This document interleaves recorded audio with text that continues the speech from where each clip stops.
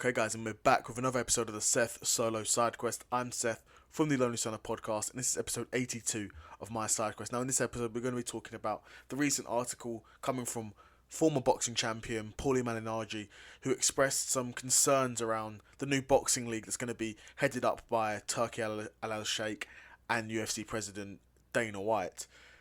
And there's a few key points that I want to talk about because, honestly, in my opinion, this criticism from Paulie is completely accurate. I think a lot of people are thinking they're going to come in and change the sport and quote-unquote fix it.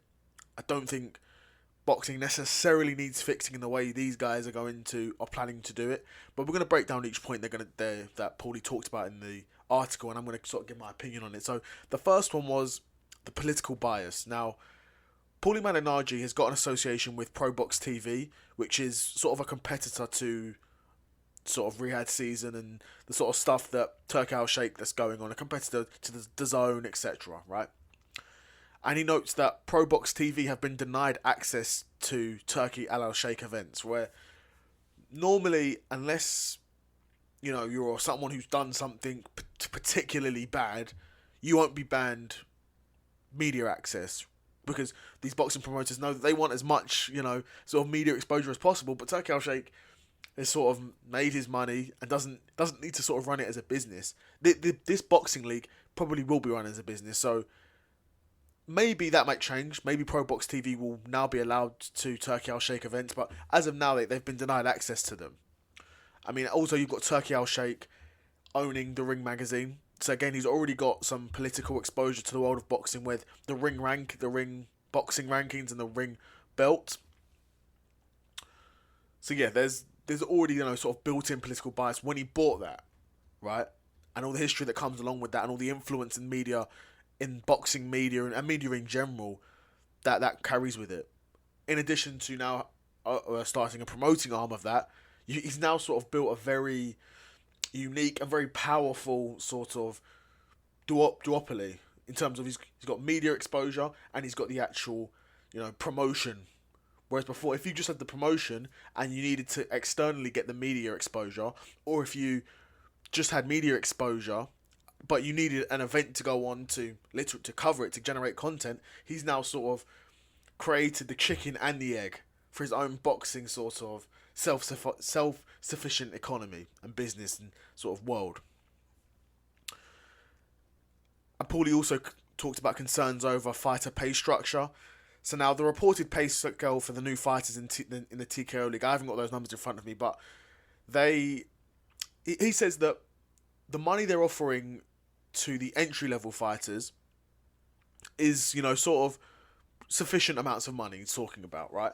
But he's saying once these guys in the TKO League are, top of the game, top of the rankings, the money that TKO is offering them is not going to be sufficient, right? You see the current world champions, or not even world champions, but guys that are currently at the top level in their sport. Let's look at the Chris Eubank and Conor Benn fight. I'm hearing Chris Eubank Jr. is in, the talks to be making millions upon millions, right? I was seeing the number, maybe 8 to 10 million was being floated about, right? If that's true, a fighter like Chris Eubank Jr. would never, in a million years, ever be able to make that money under TKO. You're looking at a guy who's not a world champion, probably past his prime, and fighting a guy 2 weight classes below. This fight wouldn't even get made in TKO, let alone, if it was to get made, Chris Eubank Jr. would be making that sort of money. Right, and Chris Eubank Jr. is not even at the top of this sport. There's much bigger names than Chris Eubank Jr. Think about Canelo. Do you think Canelo would be fighting on TKO cards for 800 grand? No. If it's less than 15, 20 mil, he's probably not even getting out of bed for it.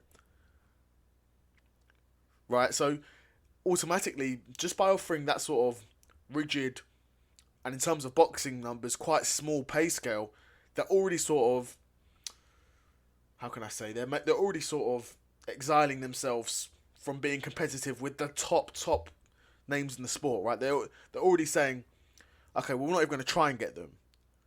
Now, this could potentially bring another issue where TKO know this, so they're signing guys from young on very long contracts to protect TKO's interest, which wouldn't surprise me. This is sort of the thing the UFC would do, right?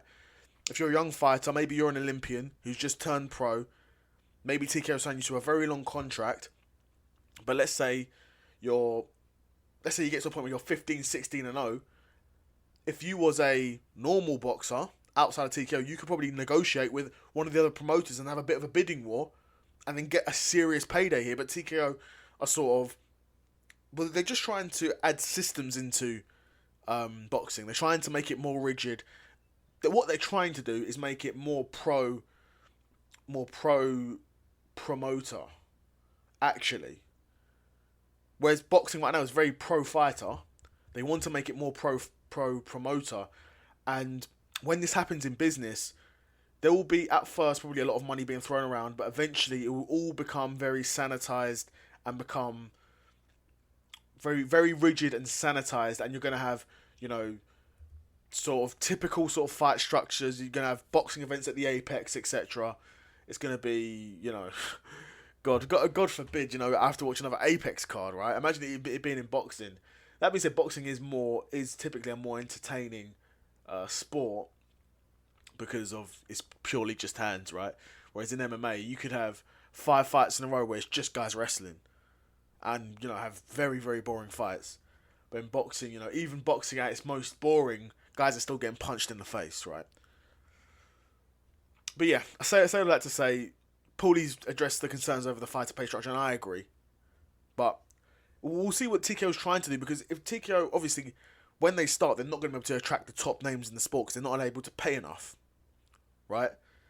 So if they know that, they just won't go for that. And then what they'll do is they'll just sign guys that have just turned pro, young fighters, maybe some journeymen, and from there, they'll build them up, and we'll see what happens from there. Paulie also addresses ranking system issues, which again, very valid concerns.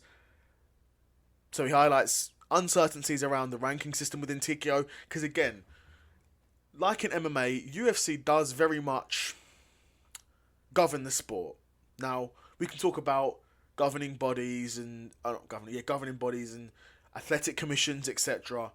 The UFC do govern MMA, right? Particularly in the USADA era, where it was UFC doing this testing. No one was forcing UFC to do the testing. So UFC were doing their testing, and UFC created their own sort of suspension sort of rules and stuff. Created their own suspension rules. They were governing the sport, right? So you could fail a USADA test and not fail, an in-competition athletic commission test and still get like a 1-year suspension, right?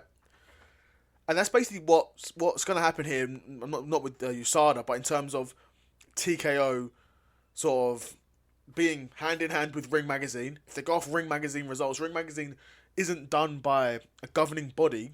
It's influenced by journalists, but if it's Turki Al-Sheikh's company, believe me, if there's someone that he wants to be at number one, they're going to be there, right?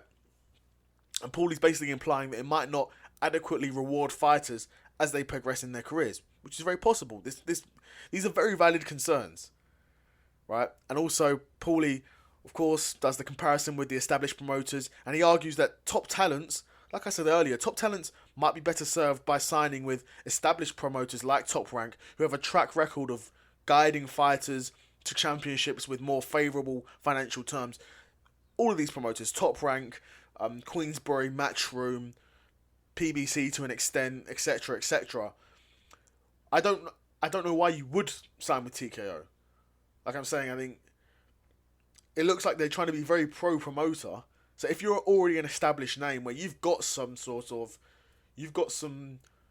negotiating power, I understand for the fighters who are young in their career, got no track record, or a journeyman who have been lost to a lot of fights. You guys don't have any track record. You guys don't have any negotiating power. So I can understand the appeal to them. But to the fighters that do have that, I don't know why they'd want to sign with TKO. And Paulie also talks about the potential impact on fighter development. So Paulie suggests that TKO's approach could alter the traditional path of building a fighter's career, potentially focusing more on the company's benefits rather than the individual fighter's development, which is exactly what I was talking about. They want to make this more pro-promoter rather than pro-fighter, where the established boxing sort of structure isn't as bad as everyone makes it out to be, right? Particularly these past couple of years, we've seen a lot of big fights. It's not as bad as it people make it out to be. Particularly, guys in MMA who try and compare it to boxing, they make it sound like boxing's so bad because we went through a period under Floyd Mayweather where they said he dodged Manny Pacquiao. He did fight Manny Pacquiao in the end, but it was regarded as both guys were sort of on the back end of their prime at that point. Whatever. That happened. But other than that, we've seen loads and loads and loads of future nights in boxing, right? And that's because that route of building up a fighter, it does work. Boxers will turn pro. Say you're an amateur guy who's got a great amateur record, you turn pro, you might get to 16, 17, 18 and 0, and you've basically fought no one amazing. But guess what? Now you're getting into your 20 and 0s, your 21, 22, 23 and 0s. You're now ready to be fighting for these world titles because you've gone through the gears. You've faced slightly higher levels each time. They've raised the level each time. A bit by bit, and a bit, and a bit, and a bit. They keep raising the level. They don't, okay, you're 4-0, you're on a 4-fight win streak, let's feed you to the world champion. No. He's just turned pro, he's 4-0. Let's get him another 14, 15 fights like this. A bit higher level each time. And let's see how far the kid can go. And then once he's at that level, 18, 19 and 0, we've now got a fighter on a 19-fight win streak who's 19 and 0, never been beaten, undefeated challenger for a world title. That sells itself. We've seen it loads of time in boxing. That sells itself. So naturally, it will impact fighter development because, like I've said a million times in this video, Dana White and Turki Al-Sheikh coming into this is to make it more pro-promoter rather than pro-fighters, how it currently is. But yeah, I'm hyped because it's always good to see new names enter the boxing promoting sphere. And if it's more money in the sport, more opportunities to see guys fight, I'm always going to be up for that, right? Always going to be up for that. But we do need to be real with ourselves and understand these guys aren't going to save boxing. These guys aren't going to fix boxing. The UFC's been around for probably like 30 years at this point. Probably more than 30 years at this point. It takes a long time to build up these sorts of brands, particularly when there's already very well established and very profitable businesses already in the space, right? And they're going to want to be trying to take up market share aggressively. But another episode of the Seth Solo Side Quest in the bag. I hope you enjoyed that one. Paulie Malignaggi with the facts once again. But yeah, episode 82 in the bag, and I'm out. Peace.